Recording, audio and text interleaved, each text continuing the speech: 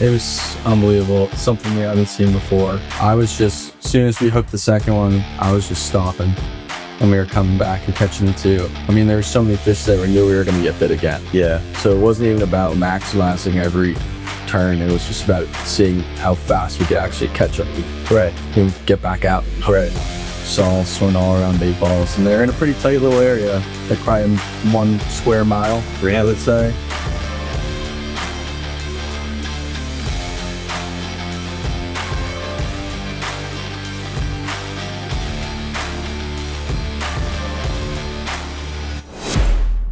What's going on, everybody? Mark here with another episode of The Science of Fishing. Today, we got a very special guest, Captain Tyler Dufresne. How you doing, brother? Great. Happy to be in Ocean City, Maryland. Yeah, man. Well, you just came off an incredible tournament up in Oak Bluffs. I want to hear it from your mouth. How was it up there? I mean, it was unbelievable. Something we haven't seen before, and something we've all been dreaming of that's going to happen. So, I mean, it's the reason we rig 60 dig baits every single time we go out and have a couple 100 liters on the boat. Right. So just awesome to see it all materialize for us. I love that. So what was it? 47 white marlin in how many hours?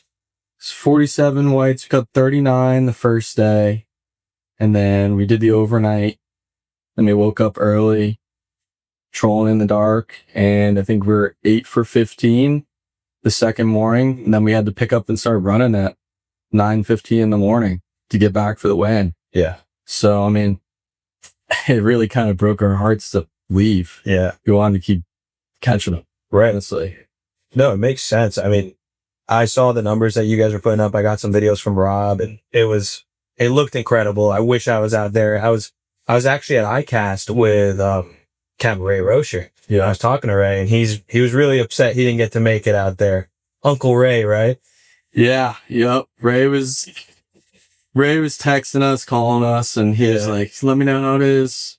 Like, hope you guys crush it. And I mean, by the end of the day, I was barely even touching my phone while we were fishing. It was just so hectic. And I sat down on my bum for like, I don't know, probably 10 o'clock. Really? I had like 4 missed calls from Ray. I called him back and he was like, oh, buddy.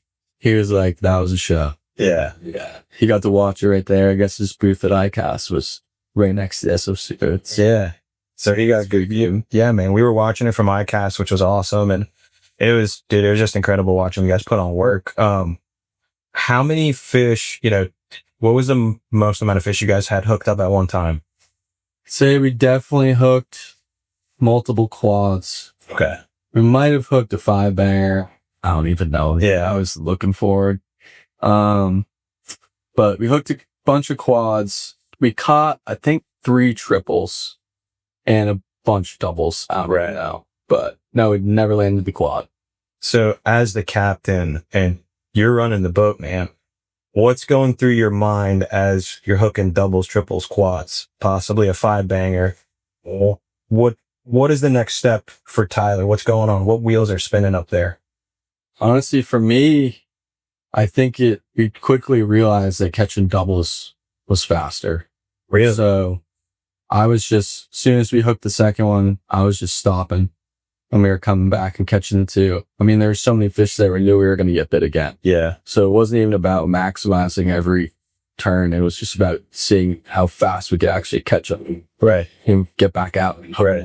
So that was kind of the plan, or that's kind of how we executed it. Honestly. Right. And I think that helped us a little bit. Well, in the beginning, you guys were all alone, right? No one was on the fish, and then people started hearing about it.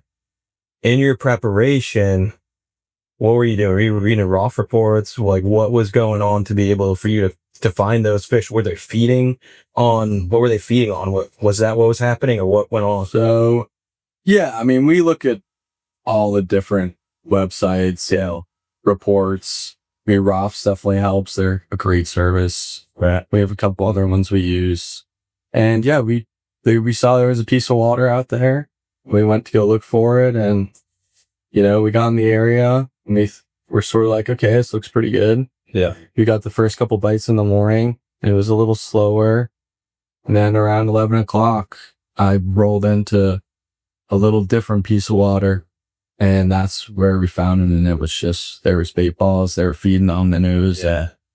They were just all swimming all around bait balls. And they're in a pretty tight little area. Like probably 1 square mile, I would say. That's it. Yeah. And we followed them for, I think, 6 miles. We chased the water. Do you think there was like hundreds of white marlin out there in that just square mile? I think there's thousands. So they were migrating. That was definitely like migrators or Big hack, just pushing in from the stream and offshore. Yeah. Eddy. Yeah. This kind of, you fishing up there, you've never had an experience like this, right? Like, this is out of the ordinary for sure, but. I mean, we catch them from time to time, you know, on the edge. Most people were up there were tuna fishing. We're fishing on the edge. Yeah. Not a lot of people venture too far offshore. And, you know, now with all the sonars and everything, this is my first boat I've ran with a sonar, right? So I haven't really felt too comfortable to roll off the edge and go looking. And were you marking them on the sonar, or was it just like too many to mark? no, we knew when they were coming. I know this boat's flagged in Isla Morada, but you grew up north. You're not the sailfish king. You're the tuna guys, right? Up north. Or how did you grow up? You grew up striper fishing from what I understood. Yeah, I grew up striper fishing and bluefin tuna fishing. Okay. And then just my first jobs as a kid was mates on boats, on private boats and charter boats. Right. Just going out as much as I could, really. Yeah. I mean, I think I went to the canyons the first time when I was 12, probably. Okay. Just the blue water. Yeah. Yeah. And ever since that first trip, I was pretty much booked. Yeah. Then it was a rush to see how many canyon trips I could do every summer. Really? Growing up. And then I started working for my last boss right out of college. No Mercy. No Mercy, correct. And we progressively grew together, and he helped me go see some more things to kind of learn. And yeah, I think that really helped running that boat. And now this boat, I've got the sonar and everything, and it's a couple more aspects. And I think it's kind of all coming together. Yeah. So you're running this boat. You're pretty young from what I can gather and what it seems like. To be able to jump and become, you know, a captain at, you know, your age, and having a guy like Ray Roer on the boat with you, how is that? Like, it's your boat. You're running the boat, but having a guy like Ray, how do you utilize that history? And he's like an encyclopedia, right? So Exactly. So, I mean, Ray's awesome. It's great to bounce ideas off each other, and maybe he's seen a pattern in his life that I have no idea about, yeah, or something like that, you know, and he's just got so much experience, and he's such a humble guy too. It's so easy to work with him. And yeah, we kind of just bounce ideas and try to figure out what's our best approach. That's amazing. Dude, I love it. So great.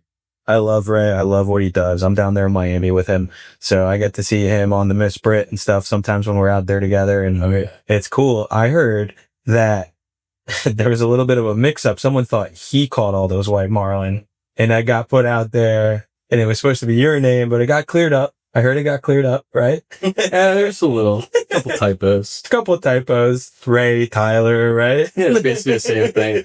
Tomato, right? Yeah, exactly. That's funny, man. Dude, I'm just getting to know you right now in the whole SFC season, right? You haven't fished SFC before this year, correct?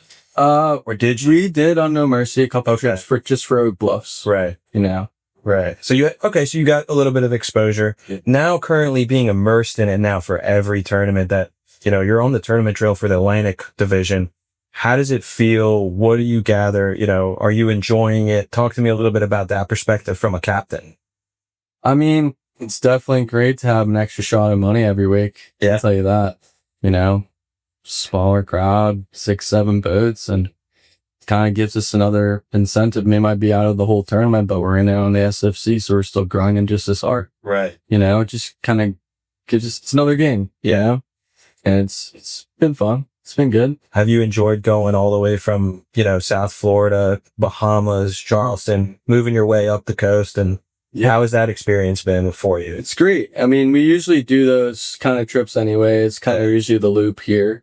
But, I mean, we usually stay in Cape Cod every summer, and we get to come down here for a month and check it out. Yeah. I mean, none of us have really fished here before except Ray. Right. So just lets us do some different things that we never would have done. Sure. There you go. Uncle Ray coming in with the knowledge. Yeah, for sure. I love that. So we're here in Ocean City. We're here for the Hug Big Fish Classic.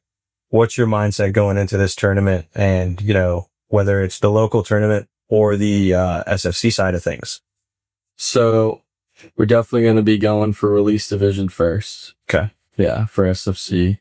And, you know, it's the Big Fish Classic. So if the right one's on there, yeah, you could take it for a boat ride. You get to, on the SFC side, you get to kill one fish a day and it still counts towards your release points. So you guys still, you might be able to double dip. Exactly. We'll see if we're fortunate enough to see one that big. I hope you are, man. I'm rooting for you guys. That'll be awesome. Be a whole lot of fun.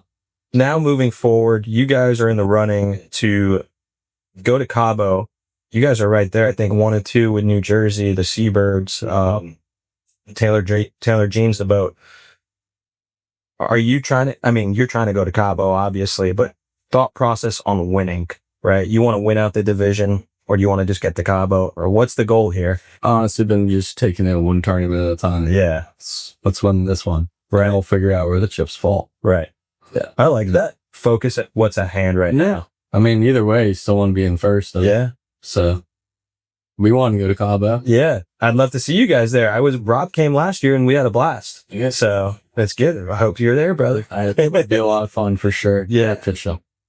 Right now, pre-tournament, we're sitting here. What's going through your mind getting ready for this? Talk to me about preparation. What is happening in Tyler's brain? Preparation, just trying to get all the reports I can and studying my charts and just trying to figure out where I'm going to pop the dot in the morning. How long is the run out there from here? Depends on how far you want to get. Our boundary is 125 miles. Okay. So most boats will be anywhere from 50 to 125 miles. I think the Toms is the top of canyon that you guys can go fish. Exactly. Right. Is there it's 125 miles in circumference, so you can't go beyond 125? Yes. Okay. I got your current sea buoy. Right. That makes sense. Talk to me a little bit about some of your history growing up. We talked a little bit about it before. What's been some of the highlights for you growing up? And, is there a favorite fish catch, that you've had, favorite moment outside of the freaking 47 in a day? I'm sure that one's going to That one's going to be hard to top for sure. Yeah. But I got a good moment. On my first boat there, No Mercy. The first tournament we ever won. It was the Big E in battle in Nantucket. We knew we were in pretty good shape. And we wanted to go get a couple more yellowfins before we headed back to Nantucket to weigh in, turning on the scorecards and the videos and everything. So my mate Kyle, who's fishing with us this summer on Lights Out, he goes up to the bow. We were fishing around this buoy and he throws his popper and I'm in the tower. And all of a sudden I just see 6 or 7 really big tunas come up underneath this bumper.